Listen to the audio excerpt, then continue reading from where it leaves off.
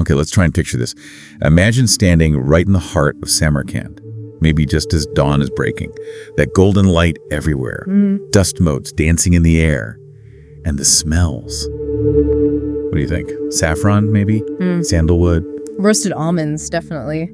And maybe that sharp smell of ink from scribes nearby. Yes. And the sounds. Yeah. It wouldn't be quiet, would it? No, not at all. A buzz, a real symphony of languages. You'd hear Persian, Chinese, Arabic, Greek. Maybe dozens more, all mingling? Exactly. There's this incredible energy, almost electric. You can feel it's not just about, buying and selling goods. It's more. It feels like ideas, dreams, destinies are shifting between people who've traveled from worlds away. And that is the world of the Silk Road we're diving into. Looking at this material, it's instantly clear this wasn't like one single road. Nope. And it definitely wasn't just about silk. Far from it. It's better to think of it as this huge, complex web, a sprawling network of routes. How long? Over 7,000 miles. Yeah, stretching right across Asia, the Middle East, pushing into Europe. It was like a living artery, wasn't it? Connecting these huge civilizations from, say, the courts in China right over to the ports in Venice. So our mission here, with this deep dive, Right. it isn't just about tracking the commerce, the goods. Right.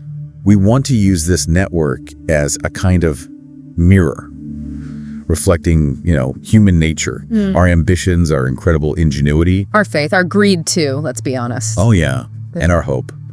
We're aiming to pull out the really key insights, maybe some surprising facts from all this material you've brought together. So get ready for a journey. We're talking scorching deserts, really treacherous mountain passes. Centuries passing, empires rising and falling. And the people. Pilgrims, conquerors, countless dreamers whose names we'll never know. Because this whole story, even though it's centuries old, it taps into something really fundamental about us, doesn't it? Absolutely. This deep, ongoing desire we humans have always had. Just to connect. So where does it all start? How does something this massive even begin? Well, what's really striking is that it wasn't some grand plan. No emperor sat down and sketched it out. Right, it wasn't designed. It just sort of emerged spontaneously. Yeah. Driven by raw human desire, the longing for beautiful things, for knowledge, for power, just for connection itself. And that initial spark, the thing that really got the ball rolling, it was silk, wasn't it? Coming out of China. It was this mysterious, almost mythical fabric in the West, so luxurious. Chinese empresses had worn it for ages, sure, but when outsiders first saw it... Wow, demand must have just exploded. Pretty much, it ignited this intense desire. But while silk got the early press, so to speak... It wasn't the whole story for long. No way. What's fascinating is how quickly other things became crucial. Those powerful horses from Fergana Valley, the sources call them heavenly horses, vital for armies. Okay. Then you have stunning lapis lazuli from what's now Afghanistan, ivory from India, even exquisite Roman glassware traveling east. So it was a diverse flow almost from the get-go. Absolutely. And with the goods came the stories, these little anecdotes that show how much more than just objects was being exchanged. Like that tale of the Roman senator. His wife wore a silk robe that was apparently so sheer it caused a huge scandal back in Rome. Exactly. Seen as incredibly revealing. Or think about the Persian doctor traveling east, treating an emperor, and leaving behind medical knowledge that influenced practices for generations. Wow. But one story that really captures the spirit for me is Xuanzang, the Chinese Buddhist monk. Oh, right. His journey. He actually defied an imperial ban to travel, spent 17 years on the road to India just to bring back sacred Buddhist texts. 17 years. Think about that determination, the sacrifice, that sheer passion for learning, for connecting with wisdom from far away. It wasn't just about getting rich, No, clearly not. Yeah. And it feels like the material really hammers this home. The true lifeblood wasn't just the stuff being traded. It was the people. The camel drivers slogging through deserts, the innkeepers providing shelter, the translators. My God, the translators bridging entire worlds with words. Each one was a kind of vessel, carrying physical goods, sure, but also bridging hearts, minds. And through all those countless interactions, cultures didn't just bump into each other. They changed. They transformed each other. Fundamentally. Okay, let's shift focus. Let's head east to what the sources describe as this glittering hub of the network, especially during China's Tang dynasty. Qingyang. Modern Xi'an. And yeah, glittering is right. This was an immense city, maybe 2 million people. 2 million. A true capital, not just politically, but culturally. Poetry, papermaking, grand palaces, those iconic pagodas. But its defining feature, really, at this peak was being this global crossroads. And the emperor then, Taizong, in the 7th century, he seems to have actively promoted this connection. Very much so. He had this vision, it seems, of connection through trade, through diplomacy. He sent envoys west, poured resources into making the roads safer, opened up markets specifically for foreign goods. And the result? Shenyang became unbelievably cosmopolitan. You had Buddhist pilgrims arriving from India right alongside Syrian Christian priests preaching in Aramaic. Wow. You had Sogdian traders, legendary merchants and linguists running businesses, writing letters and scripts that scholars today still puzzle over. You can just picture the scene, the noise, the smells, people in clothes from thousands of miles away. An incredible melting pot. But the material is clear. This openness wasn't without its problems. Right. It couldn't have been all smooth sailing. No. It led to border skirmishes, inevitable cultural clashes, even resentment within the empire sometimes. It was a constant balancing act, wasn't it? Between the huge benefits of trade and peace and the risks, the costs of that exposure. Okay, so Shenyang might have been glorious, but actually making the journey along these routes, and that was something else entirely. The descriptions of the physical hardship are brutal. Oh, absolutely. Imagine the term basin. Yeah. Scorching hot by day, then dropping to freezing temperatures at night. Awful. Caravans had to navigate these vast deserts, treacherous shifting dunes, sometimes finding these eerie ruins of cities swallowed by sand. And the mountains. The Pamirs, for instance. Yeah. You're talking sudden, deadly snowstorms at incredibly high altitudes. Yeah, and beyond just the environment, you had constant dangers. Running out of water, starvation, Robbery must have been a huge fear. constant threat, and people just disappearing, vanishing without a trace. It happened. So, knowing all that, what on earth drove people to do it? Why take such risks? Well, fortune, obviously. The chance to make serious money was a huge lure. Sure, the economic driver. But it wasn't just that. The sources mention faith quite a bit. Pilgrims determined to reach sacred sites no matter the cost. Right. There was pride, too.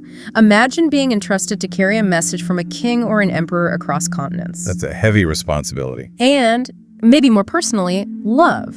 Merchants trying to bring back special gifts, or just sons trying to get back home to family after years away. That human element, and something that made these journeys even possible, highlighted in the sources, were the caravanserais. Ah, yes. Crucial. These weren't just roadside inns, they were fortified compounds, often quite large, offering meals, a place to sleep, and most importantly, safety from bandits. Havens, really. Exactly. And they became these incredible melting pots themselves. The descriptions paint them as hubs of, culture, gossip, laughter, sometimes sorrow, too. You could literally have, like, a dancer from Kashmir performing in one corner. While a Greek storyteller recounts myths in another, a Persian cook is preparing food, and a Mongol soldier is resting nearby. All sharing the same space for a night or two. It's an amazing image. For a brief moment, yeah, humanity seemed to kind of transcend its divisions in those places. Okay, we've talked a lot about the tangible goods, silk, horses, gems, but the material makes a really strong point about the other cargo. The invisible cargo. Exactly. The ideas, the knowledge. And arguably, this had an even bigger, longer-lasting impact, didn't it? I think so, absolutely. Take papermaking. It was a closely guarded Chinese secret for centuries. Then, apparently, the technique was learned by Arabs after a battle in Central Asia. And from there, It spread westward like wildfire. Imagine the impact. It fundamentally changed literacy, record-keeping, administration across huge swaths of the world. revolutionized it. Totally. Or think about the concept of zero. It's from India, right? Born in India, yeah. Right. Transmitted through Arab mathematicians and scholars, eventually making its way to Europe. It seems simple now, but it's the foundation for so much of modern math and science. It's hard to imagine our world without it. Impossible. And then you have these other game changers, gunpowder, the compass, printing. The sources treat these not just as inventions, but as genuine revolutions. Changing warfare, navigation, how information itself is shared forever.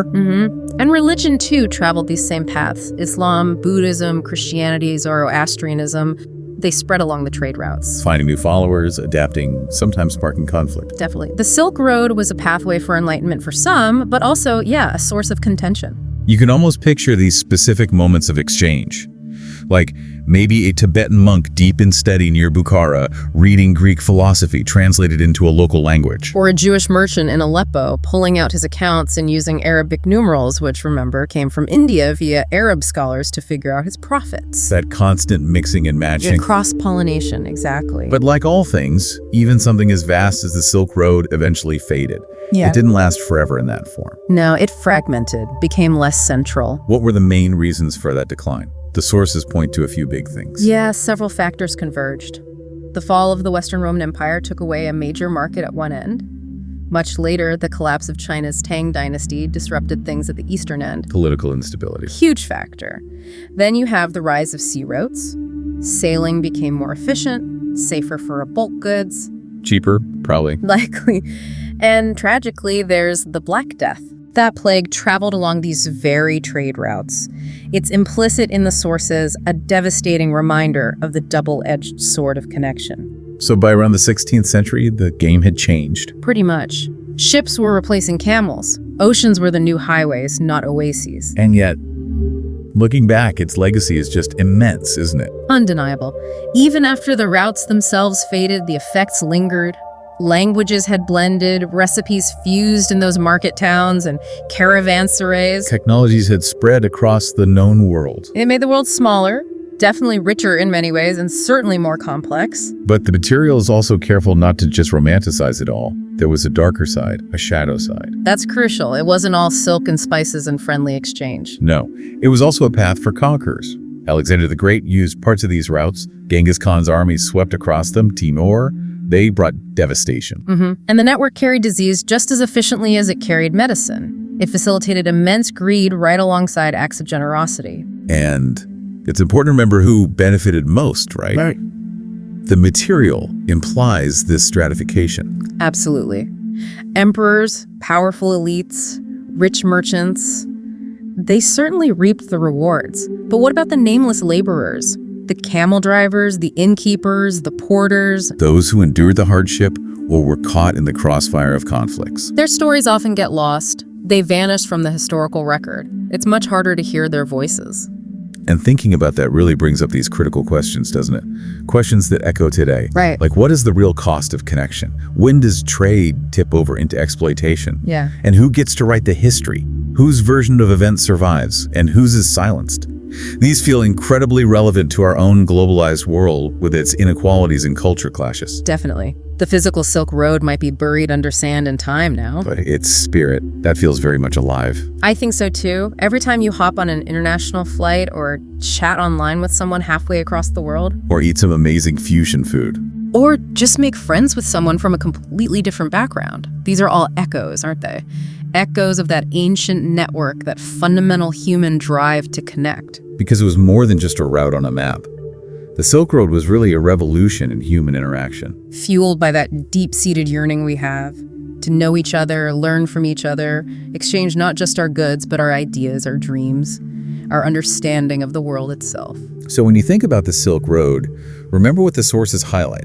It wasn't just about the stuff. Yeah. It required incredible trust. Yeah. Between strangers in dangerous lands, it was about exploring mysteries, pushing boundaries. And it was built on unbelievable grit and hardship, just as much as it was about glory or profit. We are all, in a way, still travelers on a road built by those who came before us, connected in ways we might not even fully grasp. That's a nice way to put it. So here's something to maybe ponder.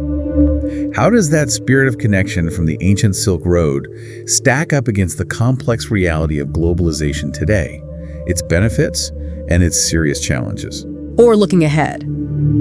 What modern ideas, what innovations do you think will travel as far and wide and maybe change the world as profoundly as those things once carried slowly, painstakingly on camelback? The journey of connection, of understanding, it clearly continues.